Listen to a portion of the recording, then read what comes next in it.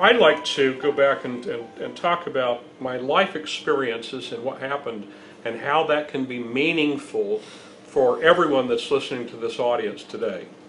In the early 1990s, my wife at the time, Kay, came to me after a lifetime of illness and asked me to allow her to die.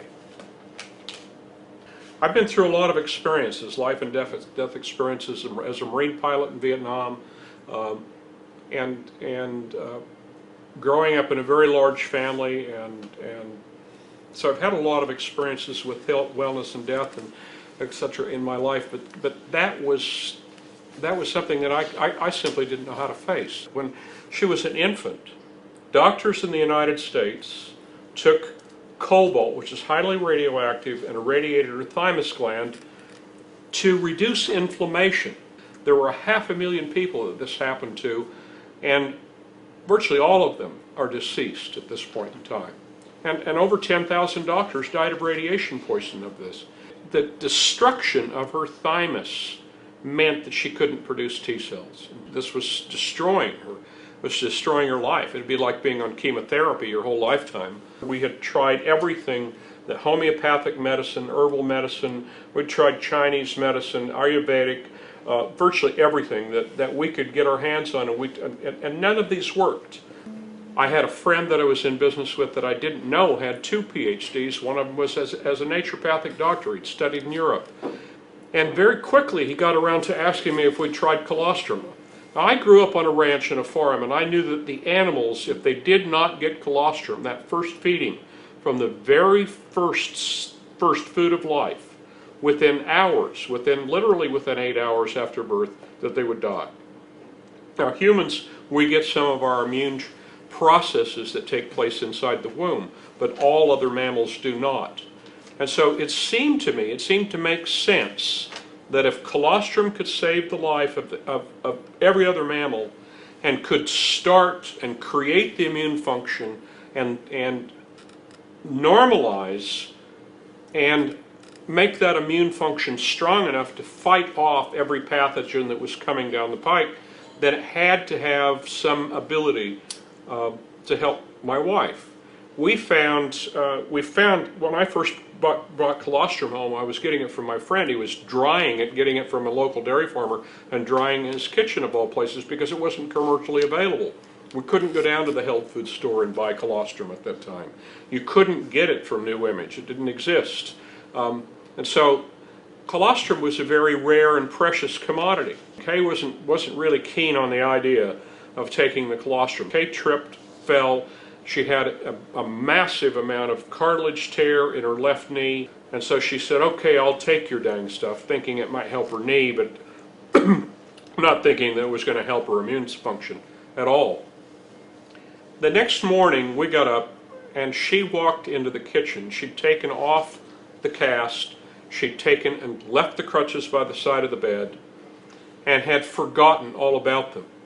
And she walked into the kitchen on her own power, without help, without pain, and I turned to her and I said, Kay, what's going on? And she pulled up her nightgown and looked at her leg, and the swelling, all of the black and blue, all the hematoma was gone, and she was back into an amazing process that if this could do that overnight, if it could reduce that inflammation and get rid of the pain overnight, then maybe this might help her immune problems also.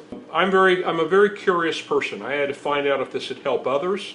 I had to find out what the scientific background of colostrum was, and so we were looking for some answers to that, and I knew the only way that we were going to find this is if I could get into a medical school library, and if I could work online in PubMed, and this was a time before internet was available in homes or businesses. It was only available through the military and through medical schools and universities. I went over to the gym that morning to work out, and I had a young lady come over and talk to me, and she had told me that she had been inspired. She was a very, very spiritual person, and she had been inspired to come up and talk to me because her husband had allergies so seriously. They had hives all over his body, all down the inside of him. He couldn't eat anything besides water. And I sent her home with a gift of some colostrum just to try it out. And within a day and a half, all of his allergies and hives cleared up, and he was able to be well, to eat, to wear clothes, to go back to work. And she was so grateful because it saved their home, it saved their livelihood, that she came to me and asked me if there's anything that she could do to repay the kindness that we did in giving her some colostrum and the miracle that it worked with her husband. She said, I'm a medical researcher and I have a library card that'll give you access throughout the whole world to that scientific community through PubMed and Medline, and you can go and use my card to do that. I spent thousands and thousands of dollars personally, and I filled 4 file cabinets front to back of over 4,000 articles that I felt were critical to understand colostrum and its components, and what immunoglobulins did, and what growth factors did, and what cytokines did, and what interleukin did, and what proline-rich peptides and lactoferrin, the key components that are in colostrum, and what the function of those were in the body. And what I found in doing this research, I found that clinicians and scientists all over the world, in New Zealand, in the United States, and in Europe, and Japan, and South America, and Germany, and Scandinavian countries, and virtually Russia, all over the world, were looking at the components of colostrum because those components were being utilized to treat infectious disease. Jonas Salk, who was the father of the polio vaccine, used bovine colostrum to successfully treat and prevent polio in humans, even though cows don't get polio. The cows are producing antibodies for polio. I also hired a medical anthropologist. The top medical anthropologist in the world is Dr. Heinemann. He's had written about 50 books on medical history. And I asked him to go back in and look at colostrum and the human use of it. And he went back and he was able to document that the first animal that we ever domesticated was called an auroch, and it was a cow. And we didn't have to kill the cow in order to get the food. We could milk the cow and drink the milk. And what we didn't know at that time is that every pathogen, virus, and bacteria that the cow came into contact immediately produced antibodies, so that it produced a living, walking pharmaceutical.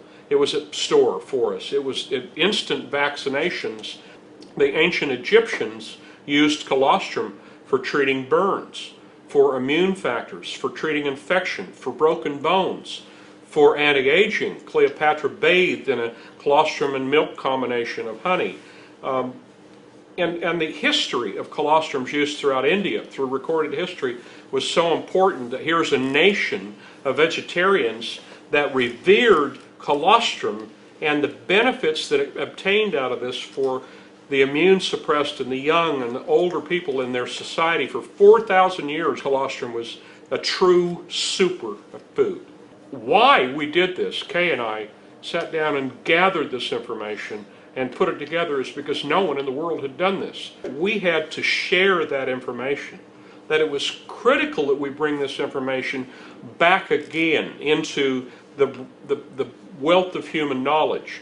We felt that it had been lost. So the old adage of the sicker you get, the older you get, the older you get, the sicker you get, goes hand in hand with this process, and it's mostly environmental.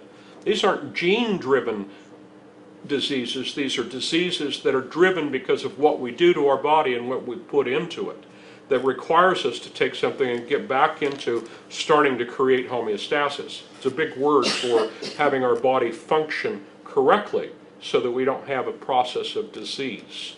If we got colostrum, if we got milk from our mother, if we breastfed for long enough, then we have the ability to fight off infectious disease and allergies and asthma and autoimmune diseases for a longer period most of our lives. But the reason that we need colostrum past our initial birth, we found, is because of environmental factors.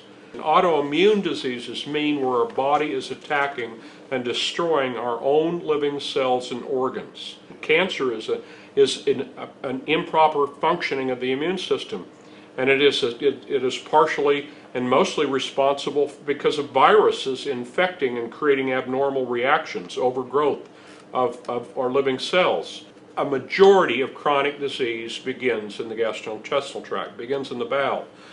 Research that we helped initiate in London and here in New Zealand proved that colostrum's growth factors could stop the permeability that's associated with the beginnings and the process of chronic disease, and was the only source of growth factors that can heal and prevent that process.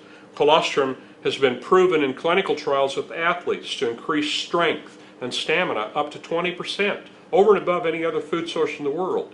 It's been proven in clinical trials to shorten the requirement for recovery from surgeries, recovery from burns, from accidents, from injuries, recovery from athletic endeavors that damage our muscle. It allows us to grow new muscle quicker and to repair it, reduce inflammation, and eliminate the pain that's associated with these, and to increase serotonin in the brain, to calm, to come into the brain processes. And there's components in colostrum that have been proven in human clinical trials to reduce the symptoms and the progression of Alzheimer's, and to help us regenerate nerve tissue that's been damaged, because Alzheimer's is an autoimmune disease where the body again is destroying our own tissue.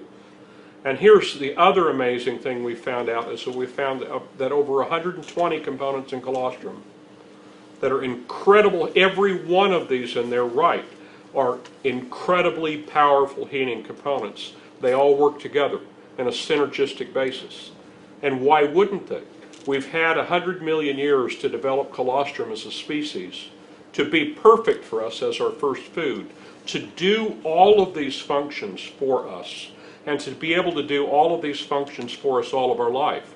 We don't all of a sudden change after birth to become something that can't take advantage of colostrum's benefits. We can take advantage of colostrum's benefit at any age. Here's the other thing that we found. We found that the cow is a universal donor, that the components in colostrum are bioidentical to the human colostrum and the components that are in human's milk, mother's milk, and that these are components were intended to be available for us a long time throughout the process of breastfeeding. We normally, as humans, will breastfeed for a couple of years or more, and we don't do that anymore. So we need to go back in and we need to take a look at the natural processes. And the process of colostrum, if we really examine this, it contains every component that our body's immune system and our systems for health produces for perfect health. It's produced for us as a mammal, as mammalian biologics. You cannot obtain these components from plants. You cannot obtain them from fungi.